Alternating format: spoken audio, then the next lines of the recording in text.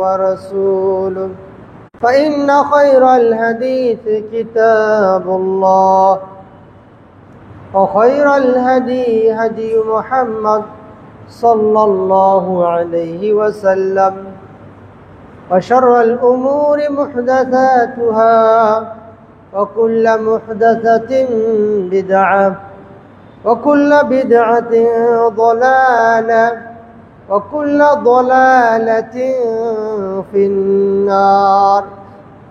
قال الله تعالى في كلامه المجيد: أعوذ بالله من الشيطان الرجيم. يا أيها الذين آمنوا اتقوا الله حق تقاته ولا تموتن إلا وأنتم مسلمون. يا أيها الناس اتقوا ربكم الذي خلقكم من نفس واحدة وخلق منها زوجها وبث منهما رجالا كثيرا ونساء واتقوا الله الذي تساءلون به والأرحام إن الله كان عليكم رقيبا. وقال تعالى في سورة أخرى: أعوذ بالله من الشيطان الرجيم. تبارك الذي بيده الملك وهو على كل شيء قدير الذي خلق الموت والحياة ليبلوكم أيكم أحسن عملا وهو العزيز الغفور. প্রশংসা শুকরিয়া রব্বুল আলামিন আল্লাহ তাআলার দরবারে আদায় করছি যে রব্বুল আলামিন আমাদেরকে জুমার খুতবা ও সালাতের জন্য মসজিদে আসার সুযোগ করে দিয়েছেন। স্রষ্টার দরবারে শুকরিয়া আদায় করি আলহামদুলিল্লাহ। সালাত ও সালাম বর্ষিত হোক বিশ্ব মানবতার মুক্তির দূত, সর্বযুগের সর্বকালের সর্বশ্রেষ্ঠ নবী ও রাসূল নবী মুহাম্মদ মুস্তাফা সাল্লাল্লাহু আলাইহি ওয়াসাল্লামের প্রতি। আল্লাহুম্মা সাল্লি ওয়া সাল্লিম ওয়া বারিক আলাইহি। সমবেত হাজিরিন, আজকের জুমার খুতবাতে আপনাদের সম্মুখে যে বিষয়টি আলোকপাত করার ইচ্ছা পোষণ করেছি তা হচ্ছে মৃত্যু কি ও কেন, মরণ কি ও কেন। উক্ত বিষয়কে সামনে রেখে কোরআন ও সুন্নাহ থেকে গুরুত্বপূর্ণ কয়েকটি কথা বলে আজকের খুতবা ইতি করব। ওয়া তৌফিক ইল্লা বিল্লাহ। সম্মানিত হাজিরিন, মৃত্যু কাকে বলা হয়? মৃত্যুটা কি জিনিস? মৃত্যু এমন একটি জিনিস, এমন একটি বিষয় যা সুনিশ্চিত প্রতিটি মানুষের কাছে, প্রতিটি ধর্মের কাছে, সে আস্তিক হোক অথবা নাস্তিক হোক, সবাই বিশ্বাস করে পৃথিবীতে সত্য বলতে চিরন্তন সত্য যদি কিছু থাকে সেটা মানুষ মরণশীল, সে মৃত্যুবরণ করবে। আর এটি আল্লাহ তাআলা কোরআনে বলছেন, কুল্লু নাফসিন যায়িকাতুল মাউত, প্রতিটি আত্মা মৃত্যুর স্বাদ আস্বাদন করবে, মারা যাবে। তাহলে মৃত্যুটা কি? মৃত্যুটা এমন এক ব্যাধি যার চিকিৎসা নেই, যাকে রক্ষা করার কোনো মেডিসিন নেই, যাকে রক্ষা করার কোনো প্রতিরক্ষা ব্যবস্থা নেই, না ডিফেন্সিভ না অফেন্সিভ। এটি এমন একটি রোগ যে বাদশা চিনে না, সে প্রজা চিনে না, সে গরিব চিনে না, ধনী চিনে না, ছোট চিনে না, বড় চিনে না, নারী চিনে না, পুরুষ চিনে না, চিনে না কোনো বিশেষ বাহিনী ফোর্সকে। যখনই তার সময় হয়ে যায়, হয়তোবা কখনো পূর্ণিমা রাত্রে অথবা কখনো অমাবস্যা রাতে, হতে পারে সে বাসর রাতে, হতে পারে দিবালোকে, মানুষ যখন বিভিন্ন আয়োজন নিয়ে ব্যস্ত থাকে, without sirens, without information, without notice, যে রোগটি মানুষকে আকস্মিকভাবে আক্রমণ করে, তার দেহটাকে নিস্তেজ করে দেয়, তাকে মৃত্যু বলা হয়। মৃত্যুকে বলা হয় ছিনিয়ে নেওয়া। মৃত্যুকে কেন বলা হয় ছিনিয়ে নেওয়া? কারণ পৃথিবীতে ভালোবাসা, মায়া, মহব্বত, আকর্ষণ, লোভ, লালসা যাদের জন্য এত কিছু ছিল, তাদের মধ্যে থেকে এই মানুষটাকে বিয়োগ করে দেয়, এই মানুষটাকে আলাদা করে দেয়, তাদের কাছ থেকে ছিনিয়ে নেয়। এই জন্য মৃত্যুকে বলা হয় সালবুন, ছিনিয়ে নেওয়া। 2 নম্বর, মৃত্যুকে বলা হয় উন্মুক্তকরণ, প্রকাশকরণ। কেন? মানুষ পৃথিবীতে বাঁচা, জীবিত থাকা অবস্থায় জানা অজানা যতগুলো পাপ, পঙ্কিলতা, গুনাহ বা ভালো কাজ করেছে, যেটি আল্লাহ এবং সে ছাড়া কেউ জানে না, মৃত্যুবরণ করার সাথে সাথে সেই জিনিসগুলো তার সামনে প্রকাশ হয়ে যাবে, উন্মুক্ত হয়ে যাবে। এই জন্য মৃত্যুকে উন্মুক্ত বা প্রকাশ বিষয় বলা হয়। সম্মানিত হাজিরিন, মৃত্যু এমন একটি বিষয় যে মৃত্যু থেকে এখন পর্যন্ত কেউ রেহাই পায়নি,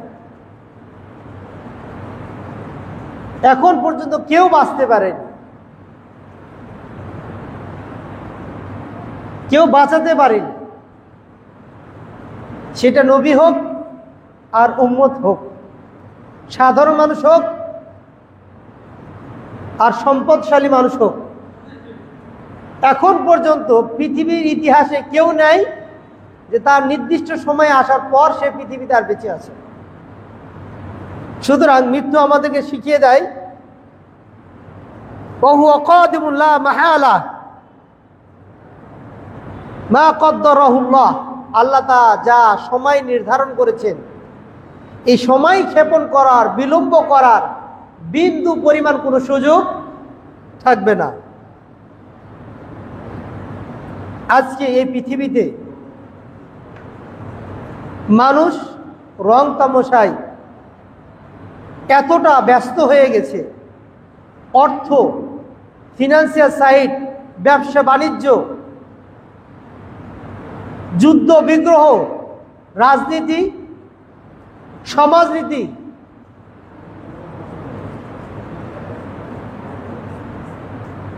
সুষ্ঠু রাজনীতি কিংবা আপনার অপরাজনীতি, যাই বলেন না করেন, এগুলোর পিছনে ছুটতে গিয়ে তার সবচেয়ে একটি কাছের বিষয়, যেটি হয় তাকে বিপদে ফেলবে অথবা তাকে সফলতা দেবে, মৃত্যু নামক বিষয়টাকে ভুলে গেছে। অথচ কবি আফসোস করে বলতেছেন, ইয়া শাবাব, ও যুবক ভাইরা, তাজাওয়াদ মিনাত তাকওয়া ফাইন্নাকা লা তাদরি। ও যুবক ভাই, ও আমার মুরব্বীরা, ও আমার সহযোদ্ধারা, নির্দিষ্ট সময় মৃত্যু আসার আগেই নিজেকে একটু প্রস্তুত করে নাও। ফাইন্নাকা লা তাদরি ইযা জান্না লাইলুন হাল তাঈশু ইলাল ফাজরি। ও যুবক ভাইরা, যখন তুমি বিছানায় সন্ধ্যাবেলায় ঘুমাতে যাও, শয্যায় তুমি যাও, তুমি কি এই গ্যারান্টি দিতে পারো? তোমার কি এই নিশ্চয়তা আছে রাত যখন আগত হবে ফজর পর্যন্ত তুমি বাঁচবে? ওয়াকাম মিন ফাতান আমসা ওয়া আসবাহা দাহিকা, কত নওজোয়ান আজকে গান, নাচ, ডিজে পার্টি, দুনিয়ার চাকচিক্য, লোভ লালসায় মত্ত হয়ে হাসি তামাশায় সকাল সন্ধ্যা কাটিয়ে দিচ্ছে। ওয়াকাদ নুজিসাত আকফানুহু ওয়া হুয়া লা ইয়াদরি, সে এখনো ডিজে পার্টি, গান ইত্যাদি, মদ, ইয়াবা, গাঁজা নিয়ে ব্যস্ত রয়েছে। সালাতের কথা খেয়াল নেই, ভালো কাজের খেয়াল নেই, দাওয়াতের কথা খেয়াল নেই, মারা যাবে এ কথা তার খেয়াল নেই।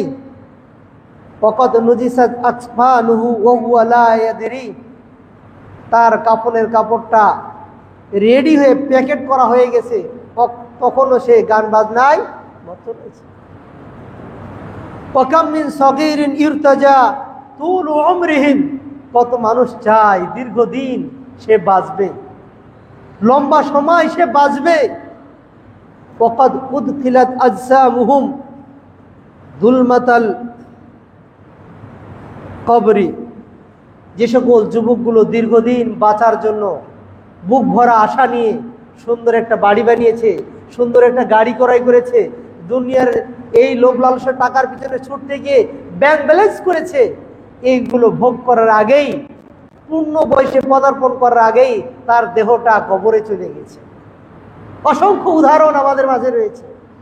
আপনার বন্ধু যার সাথে আপনি ছিলেন, একই সাথে আপনি নামাজ পড়েছেন, জুমার সালাত আদায় করেছেন, ঈদের সালাত আদায় করেছেন, আজ আপনি এখানে আছেন, অথচ তার কবরটা আজকে মাটির, তার দেহটা আজকে মাটির নিচে আছে। ওয়াকাম মিন আরুসিন, শুধু যুবকের কথা ভাবছো, ও যুবকরা চিন্তা করো তো, এমন কত নববধূ, কত বর, তাদের কাহিনী, তাদের ঘটনা। যায়্যানুহা লি যাওজিহা, যে নববধূকে বাসর ঘরে পাঠাবে বলে তাকে নতুন শাড়ি, নতুন পোশাক, মেহেদি রাঙ্গা হাতটাকে সুন্দর করে প্রস্তুত করেছে, তাকে বাসর ঘরে পাঠাবে স্বামীর কাছে। ওয়াকাদ কুবিদাত আরওয়াহুম লাইলাতাল কদরি, অথচ কি নির্মম তাকদীর, ভাগ্যের ব্যাপার, বাসর ঘরে যাওয়ার আগে রোড অ্যাক্সিডেন্টে মারা গেছে। হাতের মেহেদি এখনো শুকায় নাই, কাপড়ের রংটা এখনো পরিবর্তন হয় নাই, গায়ের হলুদের ছিটাটা এখনো তার গায়ে লেগে আছে, নিথর দেহটা রাস্তায় পড়ে আছে। কত বুক ভরা স্বপ্ন নিয়ে কত বড় আয়োজন, হাজার হাজার মানুষের আয়োজন, বন্ধু বান্ধবকে ফোন দেওয়া, আত্মীয় স্বজনকে ফোন দেওয়া, সব আয়োজন শেষ। টার্নিং যে মোমেন্টটা আছে যে তারা বাসর রাত্রে যাবে, সেখানে যাওয়ার আগেই দেহটা, রূপটা বের হয়ে গেছে, কখনোই বুঝতে পারে, ভাবতে পারে নাই আমি মারা যাব। অথচ কত স্বপ্ন নিয়ে মানুষগুলো এতগুলো আয়োজন করেছিল। ওয়াকাম মিন সহিহিন, ও বন্ধুরা শুধুমাত্র তুমি অসুস্থতার কথাই চিন্তা করছো, মানুষ অসুস্থ হলেই মারা যাবে?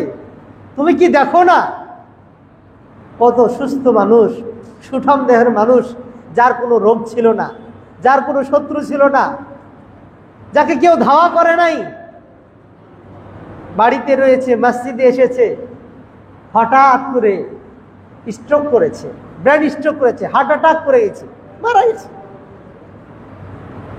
একই সাথে বসে আছে, গল্প করতেছে, গাড়ি চালাচ্ছে, বিমান চালাচ্ছে, নেই। কিছুদিন আগে ভিডিও দেখলাম, ড্রাইভার সিটে বসে আছে, ড্রাইভিং করতেছে, সব বসে আছে, কিন্তু ওই মানুষটার দেহে আর নিঃশ্বাস নেই। পুলিশ তাকে বের করতেছে, ভাবতে পারে না আমি মারা যাব। ওয়াকাম মিন সহিহিন মাতা মিন গায়রি ইল্লাহ, কত মানুষ রোগ ছাড়াই মারা গেছে, পৃথিবী ছেড়ে চলে গেছে, তুমি কিসের আশায় বসে আছো?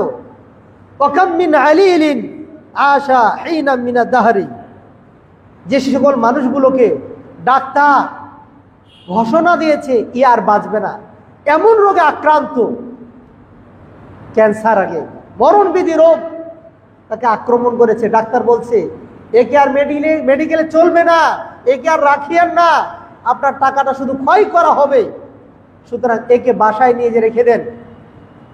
অথচ ডাক্তার যে বলেছিল 2 মাস বাঁচবে, বছর পর বছর বেঁচে আছে না?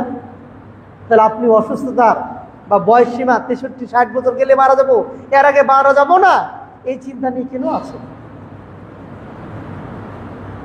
ফামান আশা আলফান আও আলফাইন, কাউকে যদি আল্লাহ তাআলা 1000 বছর কিংবা 2000 বছর জীবনও দেয়, এরপরও তাকে সর্বশেষ গন্তব্য লা বুদ্দা মিন ইয়াউমি ইয়াসিরিন ইলাল কবরি, তার নির্দিষ্ট প্ল্যাটফর্ম, তার গন্তব্য, তাকে কবরে যেতেই হবে। মুসা আলাইহিস সালাম তিনি একদিন বসে আছেন, তার মৃত্যুর সময় হলো। আল্লাহ তাআলা মালাকুল মউত তাকে পাঠালেন, যাও মুসা আলাইহিস সালামের জানটা কবজ করে নিয়ে আসো। কারণ আল্লাহ তাআলার অনুমতি ছাড়া মালাকুল মউত করার কিচ্ছু নেই।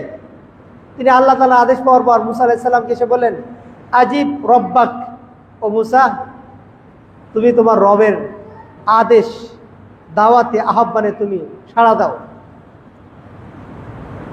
বলছে মান আনতা, আপনি কে? বলছে আনা মালাকুল মউত।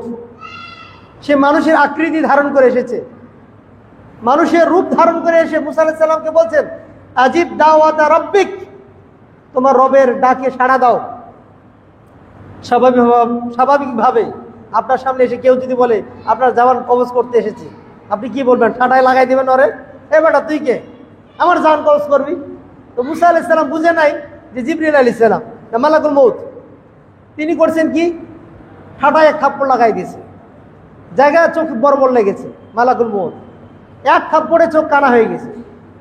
তিনি আল্লাহ তাআলার কাছে ফেরত গেলেন, আল্লাহর কাছে গিয়ে বলছেন, ও আল্লাহ আরসালতানি, আপনি আমাকে পাঠিয়েছেন ইলা আবদিক, আপনার এমন একজন বান্দার কাছে, লা ইউরিদুল মউত, সে তো মরতে চাই না। আমি মৃত্যুর কথা বলার সাথে সাথে আমাকে এমন করে থাপ্পড় মেরেছে, আমার চোখটা কানা হয়ে গেছে, অন্ধ হয়ে গেছে, টানা হয়ে গেছে। আল্লাহ তাআলা বললেন, যাও আমি তোমার চোখকে ঠিক করে দিলাম, তুমি মুসা আলাইহিস সালামের কাছে গিয়ে এবার একটু নরম, কোমল, শান্ত স্বভাবে কথা বলবা। সে একটু রাগী মানুষ, তাকে সালাম দিবা। এরপরে গিয়ে বলবা, আপনি কি পৃথিবীতে বাঁচতে চান?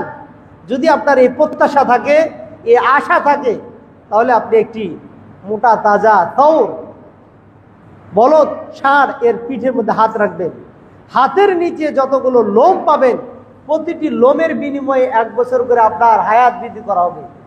মুসা আলাইহিস সালাম বললেন, এই চুল পরিমাণ হায়াত পাওয়ার পর এরপরে কি হবে? আল-মউত, এরপর মারা যেতে হবে। তো তখন যেহেতু মারা যেতে হবে, আমি আর পৃথিবীতে থাকতে চাই না, তুমি আমার এখনই মৃত্যু দাও। বিষয়টা চিন্তা করেন তো, আপনি একটু অসুস্থ হলে দীর্ঘ সময় বাঁচার জন্য কোটি কোটি টাকা খরচ করেন, বাংলাদেশের ট্রিটমেন্ট আপনি নেন না, বিদেশে চলে যান, আপনি সিঙ্গাপুর চলে যান, ব্যাংককে চলে যান, আপনি আমেরিকায় চলে যান চিকিৎসা নেওয়ার জন্য। মরবেন না এই জন্যই, আপনি বাঁচতে চান, এই জন্যই আপনি মৃত্যু থেকে পলায়ন করতে চান। এজন্য আল্লাহ তাআলা বলতেছেন যে আইনামা তাকুনু ইদরিকুমুল মউত, তোমরা যেখানেই যাও না কেন, রানী এলিজাবেথ হাসপাতালে যাও, আর ব্যাংককে আর হংকংয়ে যাও, যেখানেই যাও না কেন, মৃত্যুর সময় আসলে আর বাঁচতে পারবে না। ওয়ালাউ কুনতুম ফি বুরুজিম মুশাইয়াদা, যদিও তোমরা প্রাচীর সীসা ঢালা একটা নিরাপদ স্থানে থাকো, তারপরও মৃত্যু তোমাদের আক্রমণ করবেন। আল্লাহ তাআলা তিনি আরো বলছেন, কুল, তুমি বলে দাও, লাই ইয়ানফাআকুমুল ফিরার, তোমরা যে মৃত্যু থেকে পলায়ন করার জন্য চেষ্টা করছো, এটি তোমাদেরকে রক্ষা করবে না, এটা তোমাদের উপকারে আসবে না। ইন ফারারতুম মিনাল মউত, যদি মৃত্যু থেকে তোমরা পলায়ন করতে চাও, এরপরও মৃত্যু তোমাদের আক্রমণ করবে, গ্রাস করবে। মৃত্যু থেকে পলায়ন করা কি মানে? মৃত্যু আপনার পিছনে ধাওয়া করছে, আপনি পালিয়ে বেড়াচ্ছেন না, মৃত্যুকে আপনি ভুলে গেছেন, স্মরণ নেই। এটা মৃত্যু থেকে পলায়ন করা। মারা যাবেন, আপনার এই কথাটা অসুস্থতার সময় স্মরণে আসে না, আমি দীর্ঘ সময় বাঁচবো এই জন্য মেডিসিন আমি গ্রহণ করি, ডাক্তারের কাছে যাই, এটাও মৃত্যু থেকে পলায়ন করার একটা কারণ। আপনি অসুস্থ হয়েছেন, আল্লাহর কাছে কান্না করেন, আল্লাহ আমার পরকালটা যেন ভালো হয়, আল্লাহ আমার মৃত্যুটা যেন ঈমানের ইসলামের সাথে হয়, দোয়া করা, সিজদা করা, আল্লাহর কাছে কান্না করা, সুস্থতার জন্য সূরা ফাতিহা পাঠ করা, সূরা নাস পাঠ করা, সূরা ফালাক পাঠ করা, এইগুলো না করে আমরা সরাসরি কোথায় চলে যাই? বাঁচার জন্য ডাক্তারের কাছে চলে যাই। আচ্ছা বলুন তো, যারা ডাক্তার আছে, এখন পর্যন্ত কোনো ডাক্তার কি বেঁচে আছে? তাহলে মৃত্যুটা কি জিনিস? ডাক্তার আল্লাহ তাআলা এদেরকে এমন কিছু নলেজ, এমন কিছু বুদ্ধি, এমন কিছু থিওরি আল্লাহ তাআলা তাদের শিখিয়ে দিয়েছেন যে মানুষের দেহের ভিতরে কতটুকু ব্লাড আছে পুরো ব্লাডটাকে কিন্তু বের করে না, অল্প একটি সিরিঞ্জ একটু বের করে নিয়ে যে বাইরে একটা মিশিংয়ে মাপে আপনার ব্লাড কতটুকু আছে শরীরে, এটা তারা বের করতে পেরেছে। আপনার শরীরের তাপমাত্রা কতটুকু আছে তারা এটা বের করতে পেরেছে। আপনার শরীরে প্রেশার কতটুকু আছে এটা তারা বের করতে পেরেছে। আপনার শরীরের ভিতরে কতটুকু রক্ত মাংস আছে তারা এটা ওজন করতে পেরেছে। সব শিরা উপশিরা এবং কি আপনার এই যে পেট কলিজা সব কিছু বের করে ওপেন সার্জারি করতে পারছে। আপনার হার্টটা ব্লক হয়ে গেছে, এটাকে রিং পরিয়ে আপনার দেহটাকে সচল করতে পারতেছে। কিন্তু এই ডাক্তার কি কখনো আবিষ্কার করতে পেরেছে যে দেহে থেকে রুহটা বের হয়ে যায়, বের হওয়ার পর যে দেহটা নিস্তেজ হয়ে যায়, এই রুহটা কি জিনিস? ডাক্তার ওই রুগীকে বাঁচানোর জন্য আইসিইউতে দিয়েছে, সিসিইউতে দিয়েছে, তাকে রক্ষা করার জন্য সর্বাত্মক উন্নত মানের প্রযুক্তি ব্যবহার করেছে। ডাক্তার তখনও রুগীর পাশে বসা, তার দেহ থেকে রুহটা যে বের হয়ে গেল চোখ দিয়ে না কান দিয়ে না পা দিয়ে, ডাক্তার কি বুঝতে পেরেছে? দেখতে পেয়েছে? যদি ডাক্তাররা বুঝতে পারত যে তার রুহ, তার আত্মাটা নাক দিয়ে বের হচ্ছে, তার নাক চিপে ধরতো। যদি জানতো কান দিয়ে বের হচ্ছে তাহলে কান চিপে ধরতো। যদি জানতো যে না মুখ দিয়ে বের হচ্ছে মুখ চিপে ধরতো। তাদের ক্ষমতা যদি এটা থাকতো সেটাও করতো মানুষটাকে বাঁচার জন্য। কিন্তু আল্লাহ তাআলা বলছেন যে মানুষের আত্মা রূহ এটি এমন একটা বিষয় কেউ এটাকে নিয়ন্ত্রণ করতে পারে না, এটা অর্ডার কার? আল্লাহ। এজন্য আল্লাহ তাআলা বলছেন ওয়ায়াসআলুনাকা আনির রূহ, তারা জিজ্ঞাসা করে আপনাকে রূহ সম্পর্কে। রূহটা কি? বলছি ফুলির রূহ মিন আমরি রব্বি, তুমি বলে দাও রূহ এটি এমন একটি বিষয়, এটা আল্লাহর একটা আদেশ। আমি যে কথা বলছি না, আমার কথাটা ধরন আপনি মার্ক করতে পারবেন? দেখতে পাচ্ছেন না? ঠিক আল্লাহর একটা আদেশ, বলবে হাও হয়ে যাবে, বলে মৃত্যুবরণ করো করে যাবে, আপনি এটা দেখতে পারবেন না। এই জন্য আধুনিক প্রযুক্তি আজকে আপনার চোখের মধ্যে কি আছে সেটা তারা আবিষ্কার করতে পেরেছে, ফিঙ্গারের মধ্যে কি আছে তারা আবিষ্কার করতে পেরেছে। কিন্তু মৃত্যু এমন এক রহস্য বিষয়, সেই পৃথিবী সৃষ্টি থেকে আজ পর্যন্ত কেউ আবিষ্কার করতে পারে না মৃত্যুটা কি জিনিস। পেরেছে? পারে। আপনার জন্য কখন চলে আসবে, কিভাবে আসবে আপনি নিজেও বুঝবেন না। সুতরাং আপনি মৃত্যু থেকে এতটা দূরে কেন? মৃত্যু থেকে এতটা দূরে কেন? মৃত্যু কি আমাদের জন্য একটা উপদেশ নয় নিজের জীবনকে পরিবর্তন করার জন্য, নিজের জীবনটাকে চেঞ্জ করার জন্য? একটা মানুষের জীবন লাইফ পরিবর্তন করার জন্য কতটা লাশ দেখলে আপনার কাছে মনে হবে আজকে আমি পাপ ছেড়ে দেব? কতটা মানুষের জানাজা পড়লে আপনার মনে হবে আজকে থেকে আমি ভালো হয়ে যাব? কতজন মানুষকে আপনি দেখলে যে তাকে সাদা কাপড় পরিয়ে নিজের বন্ধুত্বের বন্ধন ছিন্ন করে দিয়ে 3 হাত মাটির নিচে আমরা কবরস্থ করে আসতেছি, এমন দৃশ্য কতবার দেখলে আপনার কাছে মনে হলে আপনি দুনিয়ার এই চাকচিক্যকে ভুলে গিয়ে পরকালকে স্মরণ করবেন।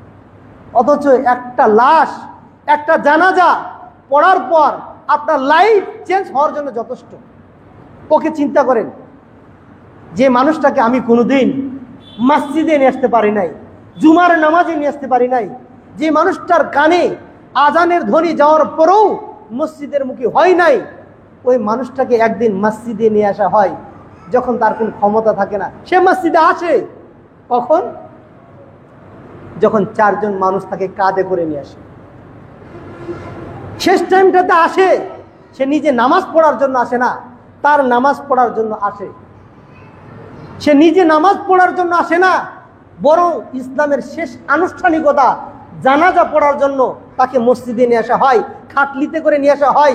অথচ এই মানুষটাকে আমরা আগে এই মসজিদে নিয়ে আসতে পারি নাই।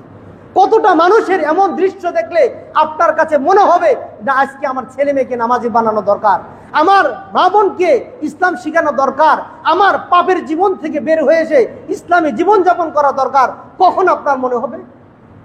অথচ দাউদ আলাইহিস সালামের ঘটনা শুনেন, যে আল মালাকু ইনদা ইহতিদারিহি, দাউদ আলাইহিস সালামের যখন মৃত্যুর সময় হলো, তখন মালাকুল মউত দাউদ আলাইহিস সালামের কাছে আসলেন। আসার পর তার কাছে বসলেন। দাউদ আলাইহিস সালাম জিজ্ঞাসা করলেন, মান আনতা, আপনি কে, আমার কাছে এসেছেন? ফাকালা মালাকুল মউত, মালাকুল মউত তিনি বললেন, আনা, আপনি আমাকে জিজ্ঞাসা করছেন আমি কে, আমার ডেফিনেশন কি, আমার পরিচয় কি, আমার ইনফরমেশন কি? আপনি আইডেন্টিটি করতে চাচ্ছেন? তাহলে আপনাকে আমার ইনফরমেশন দিচ্ছি। আনা মাল্লা ইয়াহাবু মুলুক, আমি এমন একজন দায়িত্বপ্রাপ্ত লোক, আল্লাহ তাআলার দাস, আল্লাহ তাআলার বান্দা, যে কোনো বাদশাকে কোনোদিন ভয় করে না।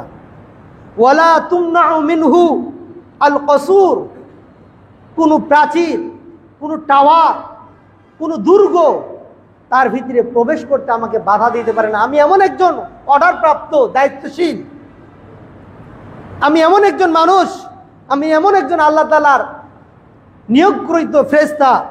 ওয়ালা ইয়াকবালু আর রিশওয়াহ আও রাশওয়াহ, যে কোনোদিন মানুষের ঘুষ নেয় না।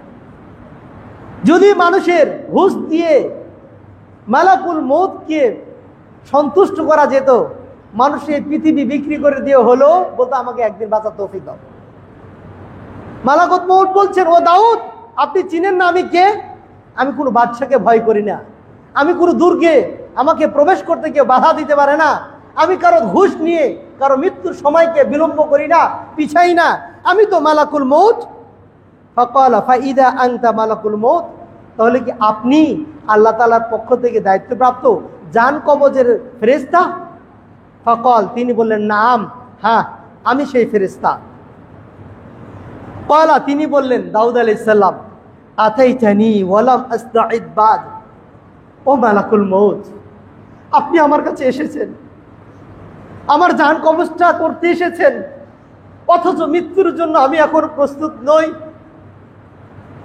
আপনি আমার জানটা কবজ করে নিয়ে যাবেন, দাউদ আলাইহিস সালাম বলছেন, অথচ এখনো আমি মৃত্যুর জন্য প্রস্তুতি নেই, আমি এখনো এর জন্য নিজেকে প্রস্তুত করতে পারি নাই, কিছু কি সময় দিবেন না? ক্বালা মালাকুল মউত, তিনি বললেন, ইয়া দাউদ, ও দাউদ আলাইহিস সালাম, আইনা ফুলান ও করিবুক, ও দাউদ, আপনি যার সাথে বন্ধু করেছিলেন, যার সাথে আপনার হৃদয়ের সম্পর্ক ছিল, যে মানুষের সাথে আপনি উঠা বসা করতেন, এ মানুষটা মারা গেছে, তার ইতিহাস কি বলুন তো, সে কোথায় গেছে? আইনা ফুলান উজারিক, আপনার প্রতিবেশী যাকে কিছুদিন আগে মাটির নিচে রেখে এসেছেন, সে কোথায়? তার অস্তিত্বটা কি? তার পরিচয়টা কোথায়? খবর নেননি তিনি কোথায় এখন?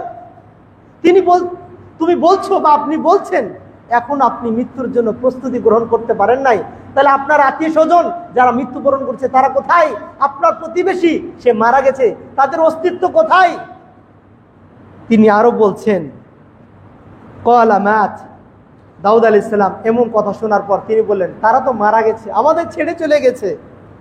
ক্বাল, মালাকুল মউত বললেন, আমা কানা লাকা ফি হাউলাই ইবরাতুন লিতাসতাঈদ, ও দাউদ আলাইহিস সালাম, আপনার অমুক প্রতিবেশী মারা গেছে, আপনি বলছেন আপনার বন্ধু মারা গেছে, আপনার আত্মীয় স্বজন মারা গেছে, এই মানুষগুলো মৃত্যু কি আপনার জন্য পরকালের প্রস্তুতি গ্রহণ করার জন্য যথেষ্ট ছিল না?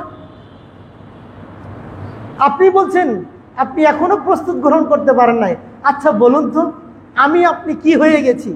নবী দাউদ আলাইহিস সালাম তিনি পাপ করতেন, তিনি যদি পাপ না করে আল্লাহর জন্য তার কপালটাকে সিজদায় লুটিয়ে রেখেছেন, দাওয়াতি কাজ করেছেন, আল্লাহর ঘনিষ্ঠ, আল্লাহ তাআলা সন্তুষ্ট অর্জন করেছেন, এমন দাউদ আলাইহিস সালাম যদি বলেন আমি মৃত্যুর জন্য এখনো প্রস্তুত নই, আমরা যারা নামাজে আসি না, আমরা যারা সালাত পড়ি না, যাকাত ঠিকমতো দিই না, আমরা হজ ঠিকমতো করি না, সিয়াম ঠিকমতো পালন করি না, অন্যায়কে হালাল হিসেবে ভক্ষণ করতে পারি না, হারামকে বর্জন করতে পারি না, তারা কি গ্যারান্টি দিই আমি মরে গেলেই জান্নাতে যাব?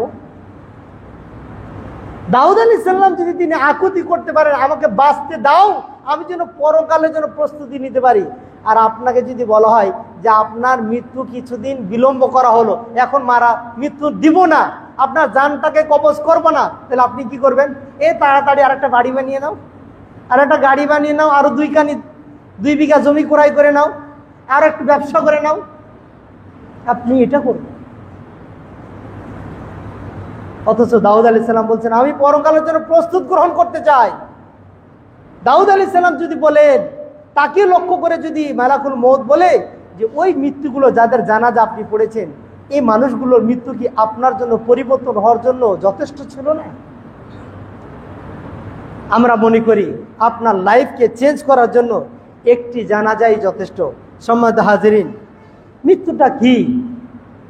মৃত্যুটা আপনার জন্য মুসিবত, মৃত্যুটা আমার জন্য মুসিবত। মনে করেন না মরে গেলেই আপনার দুনিয়ার বেদিশাব শেষ, বরং মৃত্যুটা আপনার জন্য মুসিবত। আল্লাহ তাআলা বলতেছেন ফাআসাবাতকুম মুসিবাতুল মউত, মারা যাচ্ছেন, এই মারা যাওয়াটা আপনার জন্য মুসিবত যদি পরকালের জন্য নিজেকে রেডি না করতে পারেন। কি কারণে মুসিবত? এক নাম্বার, মৃত্যুবরণ করার সাথে সাথে ভালো আমল করার যতগুলো দরজা ছিল সব বন্ধ হয়ে যাবে। কিন্তু খারাপ আমল যদি করে থাকেন, এগুলোর গুনাহ কিন্তু আপনার সওয়াব মানে গুনার খাতায় যেতে থাকবে। ভালো আমল করার সুযোগ পাবেন না, তিনটা কাজে সওয়াব যেতে থাকবে, আর গুনাহ সকল সওয়াব আপনার গুনার খাতায় এটা যেতেই থাকবে। এই জন্য মানুষ যখন মারা যায় তার হিসাবের দরজা খুলে যায়, আমলের দরজা বন্ধ হয়ে যায়। পরকালে আপনি কবরে যাওয়ার সাথে সাথে আপনার মনে হবে আমি যদি একবার আল্লাহর জন্য সুবহানাল্লাহ বলতে পারতাম, আল্লাহর জন্য যদি আমি একটা সিজদা দিতে পারতাম। আপনি আফসোস করবেন একটা যদি সিজদা দিতে পারতাম। কিভাবে? পুরো এক সময় দুইজন বন্ধু ছিল, যুবক, বেশি বয়স না, অল্প বয়সেই একজন বন্ধু মারা যায়। মারা গেলে অপরজন বন্ধু মৃত্যুকে নিয়ে খুব টেনশন করে চিন্তায় পড়ে যায়। তিনি নামাজ পড়েন, সালাত আদায় করেন, ভালো কাজ করেন।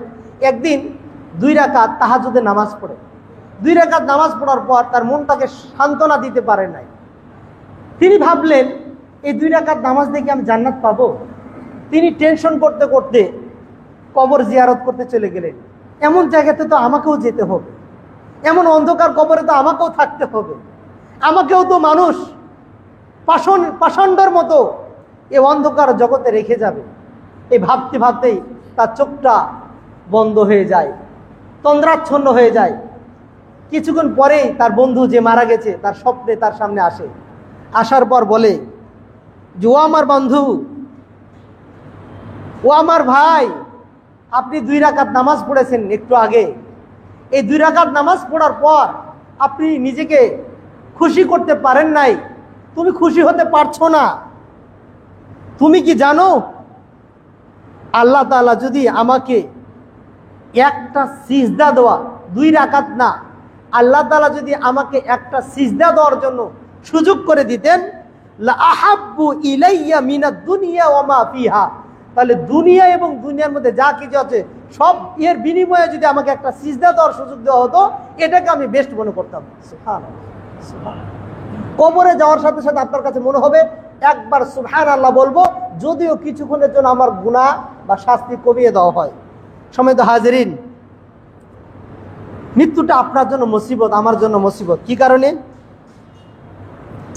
আপনি মৃত্যুবরণ করার সাথে সাথে আপনার রেখে যাওয়া সম্পদগুলো, আপনার রেখে যাওয়া ধনভাণ্ডারগুলো মানুষ সঠিক পথে ব্যবহার করবে, এগুলোকে অন্যজন দখল করবে, মারামারি করবে, দাঙ্গামা হাঙ্গামা করবে, পাপ পঙ্কিলতায় লিপ্ত হবে। আলী ইবনে আবি তালিব রাদিয়াল্লাহু তাআলা আনহু তিনি বলছেন যে একদিন তিনি কবর জিয়ারত করতে গেলেন। আমাদের মাঝে তো কবর জিয়ারত করার মানে সিস্টেমটা নাই, বছরে শুধু ঈদের দিনে কবর জিয়ারত করতে হয়। এটা আমাদের এই বেদাতে একটা প্রথা চালু হয়ে গেছে। অথচ গুনাহ মাফ করার জন্য পরকালকে কেউ যদি স্মরণ করতে চায়, তাকে সবচেয়ে গুনাহমুক্ত জীবনযাপন করতে হলে কমপক্ষে সপ্তাহে 1 বার করে তাকে কবর জিয়ারত করতে হবে, ওখানে যেতে হবে। আদর্শ আছে। রাসূল সাল্লাল্লাহু আলাইহি ওয়াসাল্লাম বলছেন কদ নাহাইতুকুম আন জিয়ারাতিল কুবুর, আমি তোমাদেরকে কবর জিয়ারত করতে বারণ করেছিলাম প্রথম যুগে, যে কবরের যে কাছে গিয়ে তোমরা কবরবাসীর কাছে কিছু চাইবে। এখন যেহেতু তোমাদের ঈমান তাজা হয়েছে, ইসলাম পরিপূর্ণ হয়েছে, সুতরাং তোমরা এখন আলা তোমরা কি কবর জিয়ারত করবে না? ফাইন্নাহা তুযাক্কিরুকুমুল আখিরা, কবর জিয়ারত যদি করো পরকালের কথা, মৃত্যুর কথা তোমাদের স্মরণ করে দিবে। তো আলী বিন আবি তালিব রাদিয়াল্লাহু তাআলা আনহু কবর জিয়ারত করার জন্য কবরে চলে গেলেন। যাওয়ার পর বলছেন, ইয়া আহলাল কুবুর মা খবরুকুম ইনদাকুম, কবরে তোমরা কেমন আছো? ও কবরবাসী, তোমাদেরকে যে আমরা অন্ধকার জগতে রেখে এসেছি, তোমরা কেমন আছো? ইন্নাল খবরা ইনদানা, আমরা জানি তোমরা তোমাদের খবর বলতে পারবে না, কিন্তু আমাদের খবরটা শুনবা না আমরা কেমন আছি। ইন্না আমওয়ালাকুম কদ কুসিমাত, তুমি যে সম্পদগুলো রেখে গেছো, বাড়িটা রেখে গেছো, গাড়িটা রেখে গেছো, ব্যবসা বাণিজ্য, টাকা পয়সা রেখে গেছো, তোমার সম্পদ এটা ভাগ করে বন্টন করা হয়েছে। ওয়া আন্না বুয়ুতাকুম কদ সুকিনাত, তোমার রেখে যাওয়া প্রিয় বাড়ি, প্রিয় খাট, প্রিয় ঘর, এটাতে আরেকজন বসবাস করছে। ওয়া আন্না যাওজাতিকুম কদ যুফিজাত, আর তোমার কলিজার টুকরা প্রিয় তোমার স্ত্রী, যাকে ভালোবেসে তুমি বিয়ে করেছিলে, এই ভালোবাসার মানুষটাও তুমি মারা যাওয়ার সাথে সাথে সে আরেকজনকে বিয়ে করে সংসার করতেছে। ও মৃত্যু ব্যক্তি, তুমি কবরে কেমন আছো? দুনিয়ার খবর এটা, তোমার সম্পদটা আমরা ভাগ করে নিয়েছি, তোমার বাড়িটা আমরা ভাগ করে নিয়েছি, তোমার প্রিয় স্ত্রীটা আরেকজনের সাথে বেড শেয়ার করতেছে, তুমি কেমন আছো? আলী বিন আবি তালিব রাদিয়াল্লাহু তাআলা আনহু তিনি বললেন, ওয়াল্লাহি, আল্লাহর শপথ, লাউ ইসতাতাউ, যদি এই কবরবাসী কথা বলার মতো শক্তি থাকতো, যদি তারা কথা বলতে পারতো, আমার এই প্রশ্ন শোনার পর জবাব দেওয়ার মতো কোনো শক্তি থাকতো, তো লাকালু, তাহলে অবশ্যই তারা বলতো, ইন্না ওয়াজাদনা আন্না খায়রা যাদি আত-তাকওয়া। ও, আপনি আমাদের খবর জানতে চাচ্ছেন? আমার বাড়ির কথা বললেন, এটা অন্যজন দখল করেছে, আমার টাকা পয়সাগুলো ভাগ করে অন্যজনরা ভোগ করছে, আমার স্ত্রীটা অন্যজনকে বিয়ে করে সংসার করছে, এগুলো আমার দরকার নেই। আমি কবরে আসার পর আমি যেই জিনিসটা পেয়েছি, আন্না খায়রা যাদি আত-তাকওয়া, পরকালে আমার সম্পদগুলো কাজে আসে নাই, পরকালে আমার বাড়িটা কাজে আসে নাই, পরকালে আমার স্ত্রীটা আমার কাজে আসে নাই, পরকালে কেবলমাত্র আমি তাকওয়া যতটুকু অর্জন করেছি, এটাই আমার উপকারে এসেছে। একটু ভাবুন তো, 2 মিনিটের জন্য আপনি নিজেকে কবরের ভিতরে নিয়ে যান, চোখটা বন্ধ করে দেখেন ওখানে কিছু নেই, আলো নেই, বাতি নেই, পাশে কেউ নেই। কবরের জগতে একটু আপনি নিয়ে যান, ভাবেন তো আপনার 5 তলা বাড়িটায় কি আছে, আপনার প্রিয়তম অফিসটা যেখানে আপনি 10 জন স্টাফকে আপনি পরিচালনা করতেন, আপনার চেয়ারটাতে কে বসে আছে? ভাবেন তো আপনার প্রিয় ঘড়ি, প্রিয় গাড়িটা কে ব্যবহার করছে? একটু চোখটা বন্ধ করুন তো, কবরের জগতে একটু নিয়ে যান তো। কি করবেন এত টাকা পয়সা দিয়ে? কি করবেন এত গাড়ি বাড়ি দিয়ে? আপনি কি ওই সকল সন্তানদের জন্য, ওই সকল মানুষদের জন্য এই টাকা পয়সা রেখে যেতে চান যে মানুষগুলো মরার আগে আপনাকে মেরে দেয়? আপনি মরার আগে আপনাকে বৃদ্ধাশ্রমে রেখে আসেন। যে মা 10 মাস 10 দিন আপনাকে 9 ইঞ্চি পেটের মধ্যে জায়গা দিতে পেরেছে, অক্সিজেন দিতে পেরেছে, খাদ্য দিতে পেরেছে, ভূমিষ্ঠ করার পর স্তন্য বুকের দুধ দিতে পেরেছে, এই মা বাবা বৃদ্ধ হয়ে গেলে তাকে আপনি আপনার ফ্ল্যাটে একটা জায়গা দিতে পারেন না? আপনি তাকে বৃদ্ধাশ্রমে রেখে আসেন, আলাদা একটা বাড়িতে রাখেন। আপনার সন্তানকে আপনি খাওয়াতে পারলে একটা মা বাবাকে খাওয়াতে পারবেন না? আরে ভাই, আপনি পরকালে কবরে চিন্তা করছেন কেন? আপনার সন্তান বৃদ্ধ বয়সে গিয়ে আপনার সাথে যে আচরণ করছে, ঠিক আপনি যখন বৃদ্ধ হবেন পিতা মাতার সাথে সে আচরণ না করলে আপনার সাথেও কিন্তু আপনার সন্তানরা সে আচরণ করবে। যে মা বাবা এই 9 ইঞ্চি পেটের মধ্যে আপনাকে 10 মাস 10 দিন নিরাপদ স্থানে রাখতে পারলো, এই মা বাবাটাকে আপনি কিভাবে চোখের সামনে নিজের স্ত্রী কিনে ভালো মন্দ খাচ্ছেন আর মা বাবাটাকে কষ্ট করেছে? এটা তো আপনার দুনিয়াতে একটা দৃশ্য। এমনও দৃশ্য আমরা ফেসবুক, ইউটিউব, অনলাইন মিডিয়াতে দেখতে পাই, বাবা মারা গেছে, লাশটা পানিতে ভিজতেছে, তাকে কবরে যেতে দিচ্ছে না। কারণ কি? ওই মানুষের রেখে যাওয়া সম্পদ যতক্ষণ পর্যন্ত আমাকে পরিপূর্ণ ভাগ না করে দেবে, এর লাশ কবরে যেতে দেব না। আপনার কষ্ট কবরে যাওয়ার আগেই আপনার সন্তানরা শুরু করেছে। তাহলে আপনি যাদের জন্য এত গাড়ি বাড়ি করছেন, মনে করছেন আপনার মৃত্যুর পর আপনাকে স্মরণ করবে না? আপনি চিন্তা করুন তো আপনার দাদার কথা, আরো পরদাদার কথা, বাবার কথা, যারা মারা গেছে, কয়দিন আমরা তাদেরকে স্মরণ করি? তাহলে এই কবরে যাওয়ার পর আপনি এই যে দুনিয়াতে সুখ স্বাচ্ছন্দ্য বিলাসিতার জন্য এই যে এত গাড়ি বাড়ি করছেন, আপনি ঘরের মধ্যে এসি লেগেছেন, লাইট লেগেছেন, টাইলস লাগিয়েছেন, আপনার কবরের টাইলস আছে তো? আপনার কবরের লাইটটা করেছেন তো? কবরের বিছানটা আপনার রেডি আছে তো? দুনিয়াতে তো অনেক করেছেন ক্ষণিক সময়ের জন্য, অনন্ত জীবনের জন্য আপনাকে ওইখানে যেতে হবে। ওই ঘরের জন্য আপনার কি আছে? আপনি 5 তলা 10 তলা বিল্ডিং করেছেন, আপনার 3.5 হাত এই জায়গা, কবরের জায়গাটা কি আপনি কিনে নিচ্ছেন? এটা কি আপনার জন্য রেডি আছে? ভাবুন তো একটু, মৃত্যুটা আপনার জন্য কি? আল্লাহ তাআলার কাছে দোয়া করি, আল্লাহ তাআলা আমাদেরকে মৃত্যুর জন্য পরিপূর্ণ প্রস্তুতি গ্রহণ করার তৌফিক দান করুন, আমিন। আকুলু কওলি হাযা আস্তাগফিরুল্লাহ লি ওয়া লাকুম ওয়া লিসাইরিল মুসলিমিন ফাস্তাগফিরু ইন্নাহুল গফুরুর রহিম।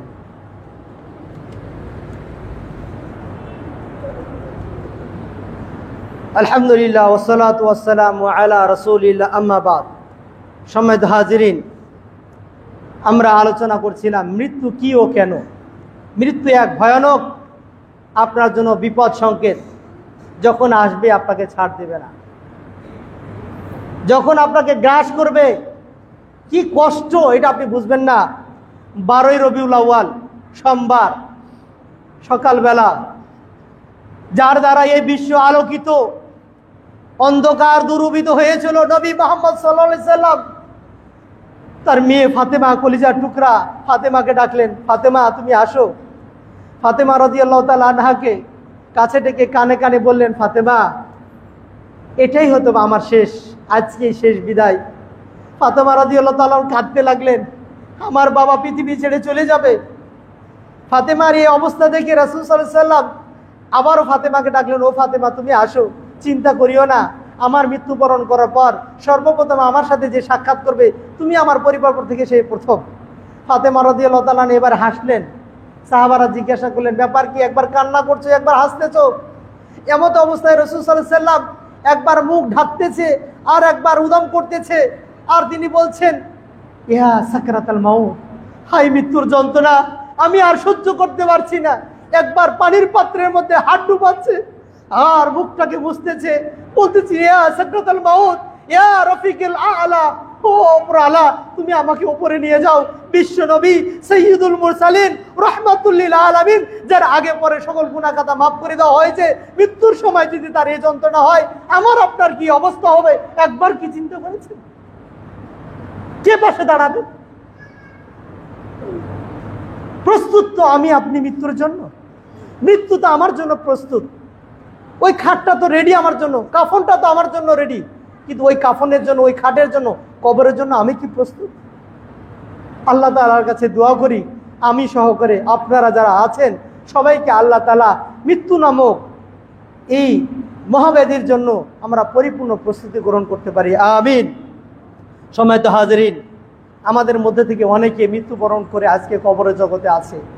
কেমন আছে আমরা জানি না, সকলের জন্য আমরা দোয়া করি। আমাদের মা বাবা, আত্মীয় স্বজন, ভাই ব্রাদার অনেকেই কবরে চলে গেছে, আল্লাহ তাআলা তাদের গুনাহ খাতা মাফ করে দিয়ে তাদের কবরটাকে জান্নাতের টুকরা বানিয়ে দিন, আমিন। আমাদের মাঝে অনেকেই অসুস্থ আছে, তারা আমাদের কাছে দোয়া চেয়েছেন, তাদের সুস্থতার জন্য রব্বে কারীম আল্লাহ তাআলার কাছে দোয়া করি, আল্লাহ তাআলা সবাইকে পরিপূর্ণ শেফা দান করুন, আমিন। সম্মানিত হাজিরিন, এক ব্যক্তি তার পিতা মাতা